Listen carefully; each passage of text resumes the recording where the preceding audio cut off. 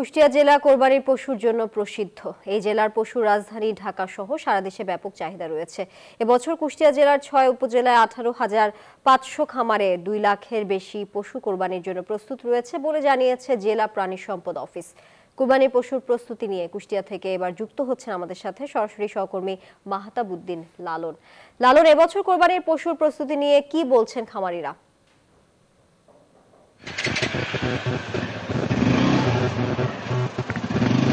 তানিয়া, আপনি যেমনটি বলছিলেন, কুষ্টিয়া জেলার 6 উপজেলায় 18,500 খামারি কিন্তু রয়েছে। এই ছোট বড় মিলিয়ে এই 18,500 খামারি প্রায় 2 লক্ষের বেশি পশু কিন্তু কুরবানির জন্য প্রস্তুত রয়েছে। আমি যদি একটু দেখাই, দেখবেন আসলে অনেক বড় গরু, যেটি আসলে এই খামারি, আমি যে খামারে দাঁড়িয়ে রয়েছি সেই খামারি বলছেন যে আসলে এই গরুগুলোর রাজধানী ঢাকা সহ সারা দেশেই কিন্তু আসলে ব্যাপক চাহিদা রয়েছে।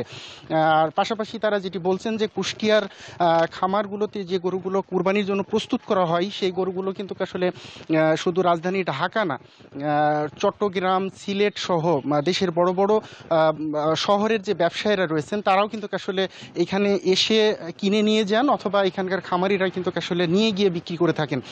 খামারিরা বলছেন যে আসলে প্রতি বছর কিন্তু তারা এই পশুগুলো প্রস্তুত করে তারা কিন্তু আসলে লাভবান হন, এবং এই পশুগুলো থেকে কিন্তু আসলে তাদের সারা বছরের যে সংসারের খরচ সেগুলো তারা তুলেন। তবে বান্ডেল থাকলে প্রতি সেনমানিতে টাকা বাঁচবে। বিকাশ সেনমানি বান্ডেল কিনে জিতুন প্রতি লেনদেনে।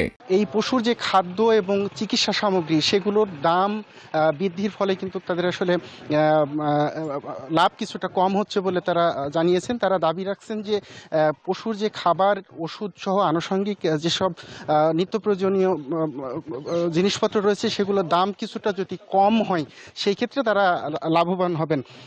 আমি খামারিদের সাথে কথা বলে যতটুকু জেনেছি তারা বলছেন যে আসলে 2 লক্ষ টাকা থেকে শুরু করে প্রায় 30 লক্ষ টাকা দামের গরু কিন্তু আসলে এই কুষ্টিয়ার খামারগুলোতে রয়েছে। আমি যেই গরুটি এখন আসলে দেখাচ্ছি এই গরুটি কিন্তু অনেক বড় গরু। এই খামারির সাথে আমি কথা বলে জেনেছি, তিনি বলছেন যে এটি প্রায় 30 মণের উপরে কিন্তু মাংস হবে বলে তিনি দাবি করছেন। তবে খামারিদের আসলে যে অভিযোগ সেটি হচ্ছে যে ওষুধসহ এই পশুর যে খাদ্য সামগ্রী রয়েছে বা নিত্য প্রয়োজনীয় সামগ্রী রয়েছে সেগুলোর দাম কিছুটা যদি কমানো সম্ভব হয় সেক্ষেত্রে তারা লাভবান হবেন।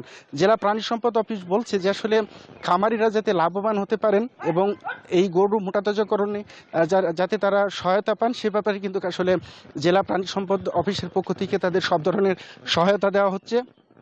পাশাপাশি কিন্তু আসলে তাদের যে কারিগরি প্রশিক্ষণ সহ পশু মোটাতাজাকরণে যে সহযোগিতা সেটি কিন্তু আসলে তারা জেলা প্রাণী সম্পদ অফিসের পক্ষ থেকে দেওয়া হচ্ছে। তো তা নিয়ে এই ছিল আসলে কুরবানির পশু প্রস্তুত নিয়ে কুষ্টিয়া থেকে আমার কাছ থেকে সর্বশেষ।